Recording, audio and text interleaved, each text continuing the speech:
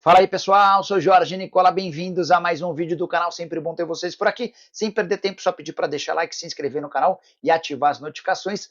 Bora começar contando que tradicional giro de notícias e a primeira informação é sobre Atlético Mineiro e Vasco, que venceram nessa terça-feira, passaram para a segunda fase da Copa do Brasil e por consequência garantiram 1.800.000 reais de prêmio. Todo mundo que passar a segunda fase e vier da Série A do Brasileiro, estiver disputando a primeira divisão, vai ter direito a essa cota bastante significativa. O Galo venceu o Tocantinópolis por 2-0, enquanto o Vasco fez 3-0 no União.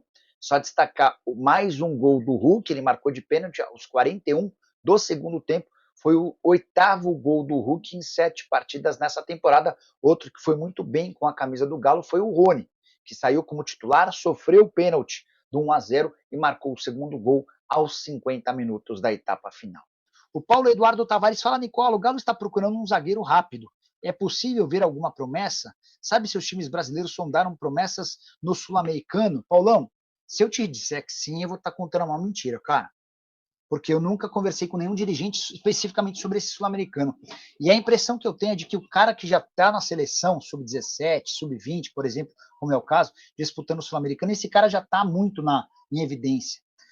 Por exemplo, esse campeonato sul-americano, ele recebe, especialmente na primeira fase, observadores dos principais times do mundo. Então, difícil que você contrate alguém em território brasileiro desses times. A exceção é o caso, por exemplo, do Botafogo, que precisou gastar pelo Jair 12 milhões de euros fixos, mais 2 milhões de euros em bônus, tá bom? Obrigado pelo superchat, amigo. O Agropet Torneio Leandro Nicola, me diz o que você acha do elenco do Galão. Eu estou muito na dúvida se o elenco desse ano é melhor ou pior do que do ano passado. Eu acho que as saídas do Paulinho, do Zarate e do Batalha são bem importantes. As do Mariano, do Vargas e do Kardec não fazem falta alguma. Gosto do Natanael. Gosto dos primeiros jogos do menino. Gosto do Rony, acho que o Rony custou caro, mas vai entregar. Gosto do Júnior Santos. O Coelho é um cara para compor grupo. Enfim, eu tenho dúvida se o Galo vai ser melhor ou pior nessa temporada. O que eu sei é que o Cuca é mais técnico do que o Milito aqui, né? O Peu está perguntando, com o dinheiro do Paulinho, o Galo trouxe Natanael, Menino, Júnior Santos, Coelho e Rony. É melhor. Foram 18 mais Menino e Patrick, né? Aí você gastou 6,5 com o Rony, gastou mais ou menos 4,5 com o Coelho, o Júnior Santos foi 7, acho que passou um pouquinho, mas melhorou, com certeza, o elenco do... Mas é que aí tá. Esse movimento sendo analisado, beleza, mas eu acho que as saídas do Zaratio no meio-campo e do Batalha para o meio-campo e para a defesa são sentidos, tá?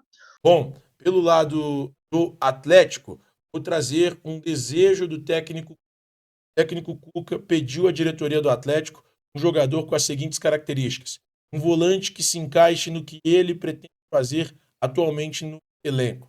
Para a posição, o Atlético tem Fausto Vera, Alan Franco, Patrick e Gabriel Menino. Estou lendo que é uma mensagem de uma fonte da diretoria do Atlético falando sobre o que pede o Cuca.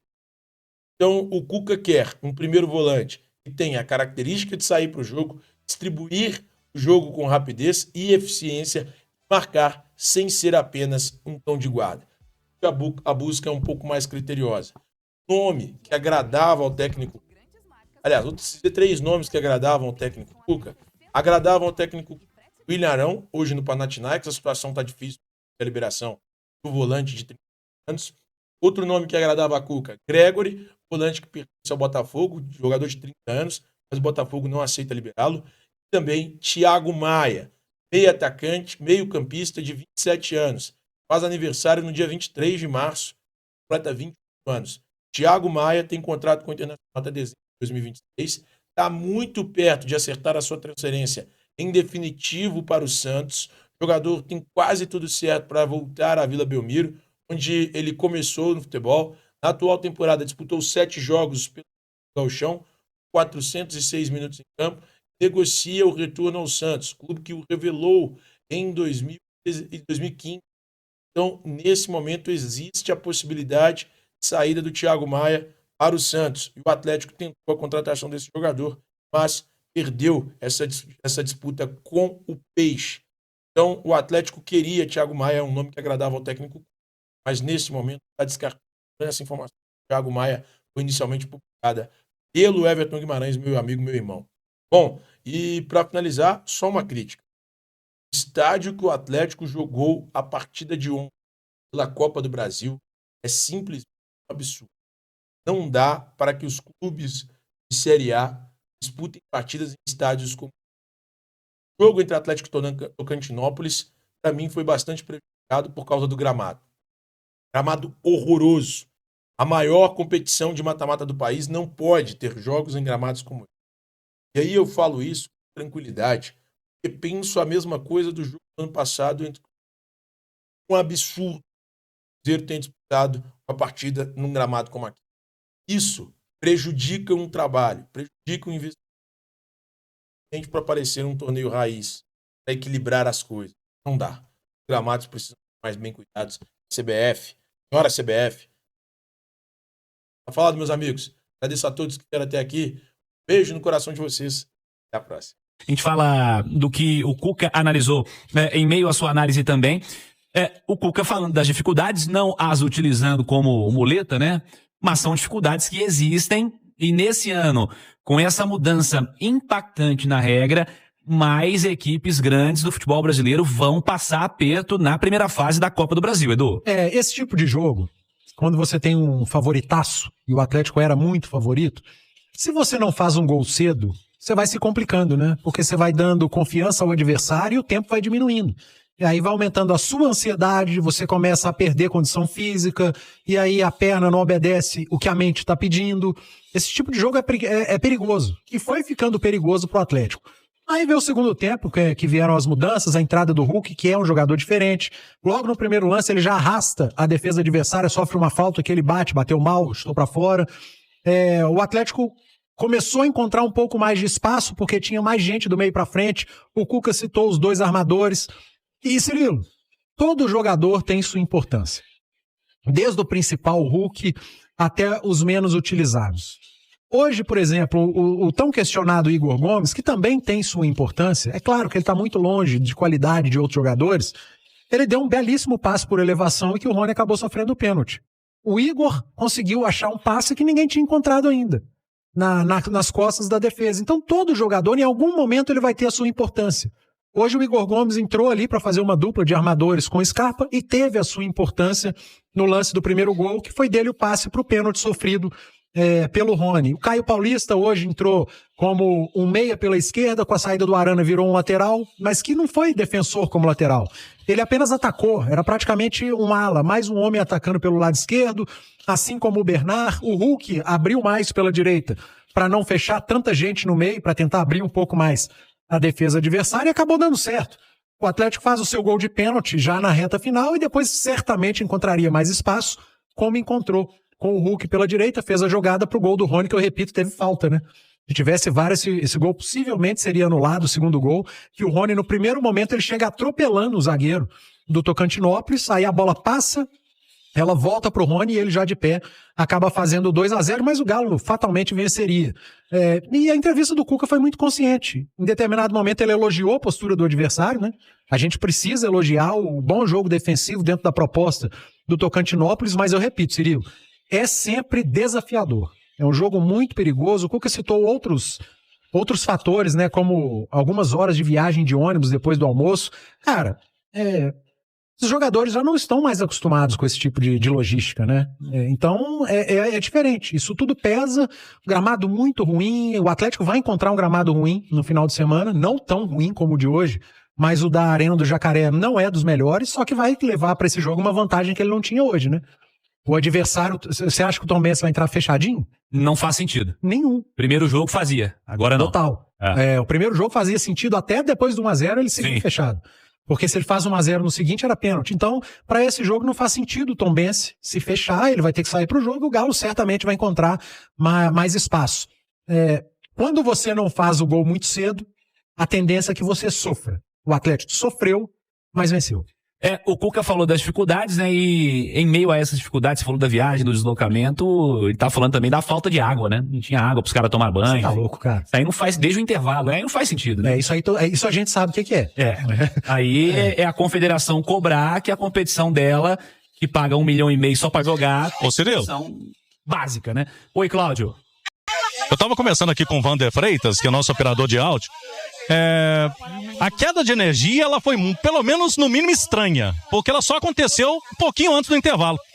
E aqui no setor de cabines e de vestiários.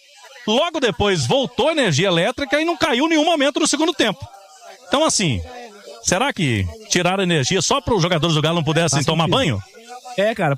Porque foi só na hora do intervalo, cara. Só assim, na hora. É maravilhoso que os clubes, pequenos clubes de Série D, tenham condição de jogar em seus estádios, de levar para suas cidades jogos desse tamanho, que a criançada tenha a condição de tirar foto com o Hulk. Isso é muito bonito. Mas nós estamos falando de futebol profissional, estamos falando da Copa do Brasil, que para quem chegar na final vai pagar quase 80 milhões de reais. Então, nós estamos colocando assim, romantizando algumas coisas que em 2025 não podem mais acontecer. Não faz sentido que aconteça. Que o Atlético, que jogou finais de Copa do Brasil e de Libertadores recentemente, vai jogar num lugar onde não tem água para tomar banho, pô. Assim, é básico, onde o gramado pega no tornozelo. Não faz sentido, é futebol profissional. Isso aí a CBF tem que estar em cima, não pode ser permissiva com situações como essa, que, repito, vão acontecer pra tudo quanto é lugar na primeira fase, cara. A Federação Mineira padronizou a altura do gramado, né? Eu acho interessante isso. A qualidade é mais complicado, mas a altura do gramado padronizada, no campeonato estadual já acontece, né? Você tem um limite de altura que não pode passar, não pode ultrapassar. Hoje estava muito alto mesmo.